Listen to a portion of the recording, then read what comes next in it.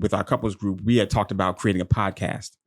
And that podcast idea, we met at, some, I think Panera's and talked about it and who's going to do what. And you all agreed to host the podcast in your home, and I was going to produce it, and you all were going to have a great conversation. And so we had only did 2 podcasts. Now, out of all the podcasts that I've produced, that was one of the best ones that I ever recall producing. I mean, not online, and I wasn't even I wasn't in it. I was off camera, but I wasn't involved in the conversation. But it was such a good podcast. Let's do it again. Conversation. And I want to play a clip from. Going to the tape. I want to play a clip and get y'all's perspective on it. Hold on, let me get set up for a second. Here we go. And we've grown, but have men grown outside of the traditional mindset of things? Because you're loving all the modern things about a woman, but have you guys also grown in how you think about women outside of cooking and cleaning, that's all that she can contribute? If she doesn't contribute to that, does she fit?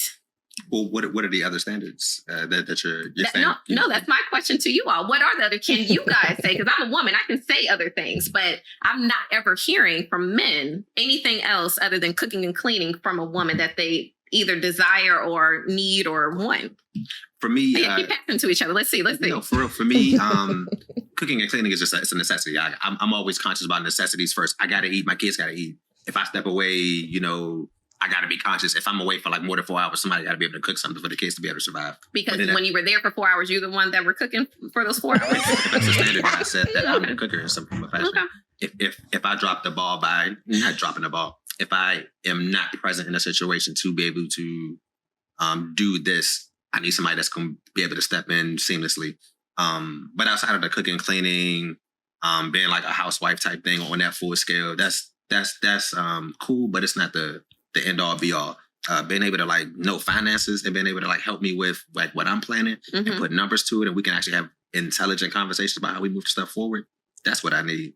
Being a partner, if I can give you a vision and thought and you can make it better by like working out the kinks with it, and I can have an intelligent conversation and it become more or the full thought of what it is, that's what I need. Standards in which,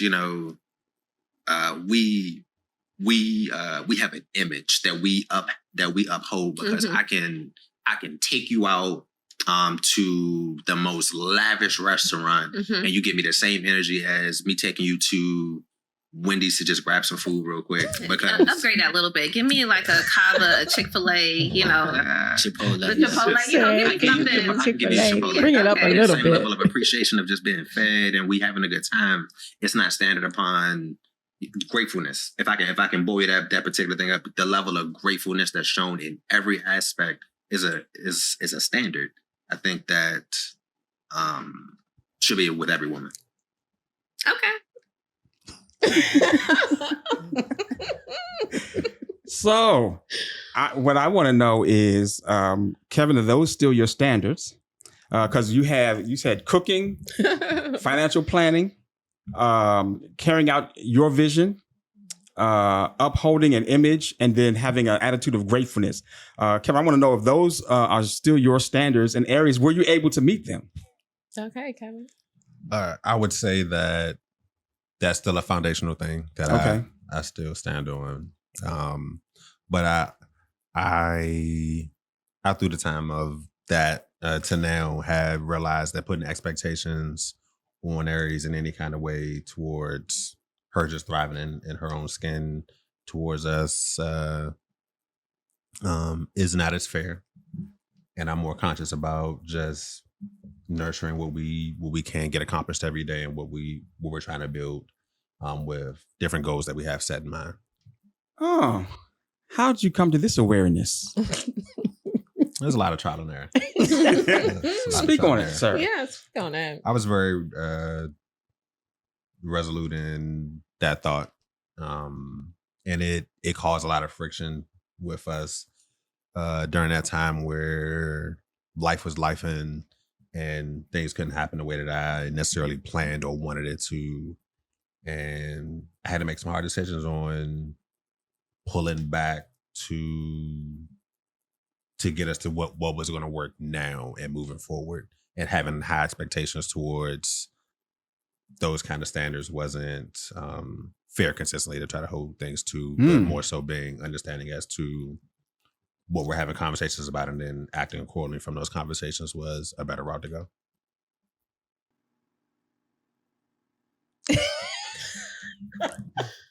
I don't know if you were able to, from there, get 1 or 2 points out of that. I don't know. Not sure. How has that, because it sounded like you just said a lot of good words, but that was very, very surface level, sir. And that's what makes me have the follow-up questions that he does not like. Because I'm like, what did you just say? I'm more conscious about my wording, and I love Aries, and at the end of the day, we're trying to work towards. There it is. Hold on. Let me wait a minute. What are you? What did you just mean? Because I heard you. He love Aries, okay? I heard you, but you said a lot of words that meant a lot of things, and it was very, very. So I want to know, like, did you have? You said you. What I did hear you say is that it was not fair for you to have certain expectations of Aries at that level of your relationship. Is that what I understood you to mean? Yes. Okay. Let me ask a follow-up question for clarification purposes. What kind of level of expectations were you expecting her to have, and why was that not fair for you to have those? I wanted a partner in that particular kind of way that I could just accomplish my wildest dreams with. Okay. At the same time, life was life, and around that time, Challenging. we were going through kind of one of our worst seasons of just trying to figure out things and progress accordingly and maintain what we were doing foundationally. Okay.